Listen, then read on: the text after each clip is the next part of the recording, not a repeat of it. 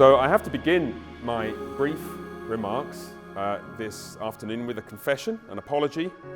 I've neglected a very important duty which I make a habit of doing at every wedding that I officiate at. Before the service, it is my custom to approach the bride and groom just discreetly before the service begins and just to check whether they want to go through with this.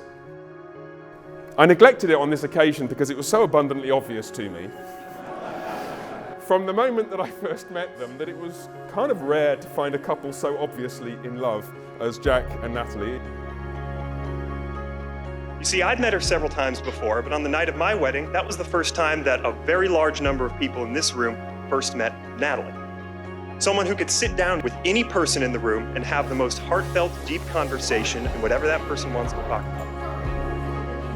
I remember asking Natalie and Jack a question that practically got them speaking a different language, aka aviation talk. But I just smiled and nodded and pretended I understood. So recently, I took some time to learn a little bit about this aviation talk. So first, we have the pre-flight checklist. This is a lot like dating. You have a checklist of things you want in a significant other and make sure your suitor checks all the boxes.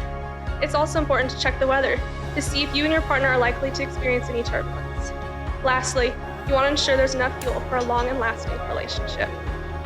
Once your pre-flight checklist is cleared, aka you decide to date, you can communicate with air traffic control. Air traffic control signifies friends and family, cross-checking information and helping to make sure the flight path is clear as possible. When it was just about time for my wife Samantha to throw the bouquet, a cousin came up to me. She told me, "Gray, you tell Samantha to aim for Natalie." And I think that what Grace said and what so many other people with similar sentiments said that night, that we all saw something special, or whenever we first met Natalie, someone who's going to make Jack very happy. Eventually, you ask for permission to take off, aka getting engaged. Once air traffic control approves this engagement, you head for the runway. You wait your turn to take off, get married, and when it's time, all engines fire, it's full speed ahead, the wheels pull up, and you head for proper altitude.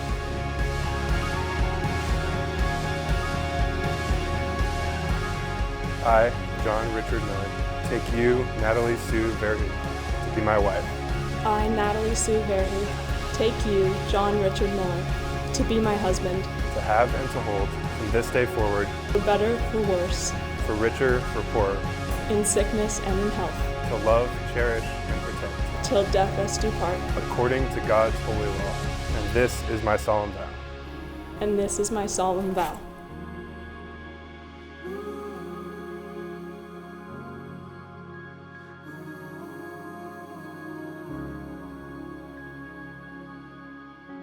The love chapter from 1 Corinthians 13, what a way to begin. I mean, to identify that love is the thing without which nothing else matters. Let me urge you to remember these words, that if you were to give your body to be burned but didn't love, then it would profit you nothing. Let love shape and direct everything.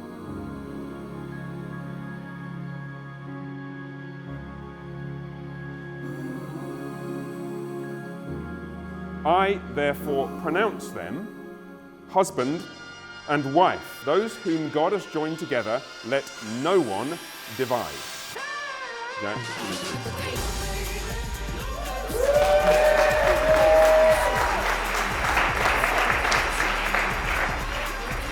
As many times as you like.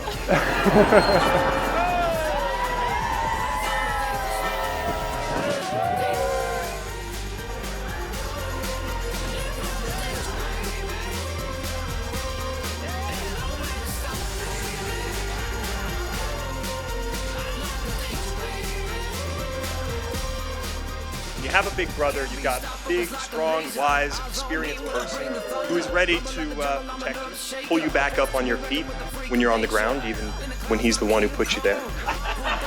And more importantly, when you have someone like Jack, someone who is adventurous but also dedicated, then you learn a lot of lessons from the things that your big brother has tried before you. But at a certain time, you start feeling a little bit less like a little brother. But you start to realize there's something else. And what's left is a man who is not only one of my closest friends, but my first friend.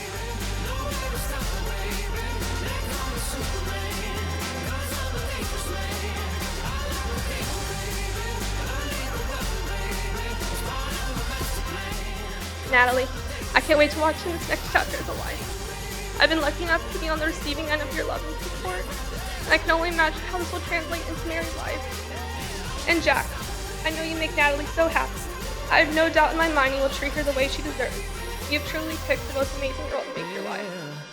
Now let's raise your glasses to the beautiful bride and groom on their long and happy flight. Cheers!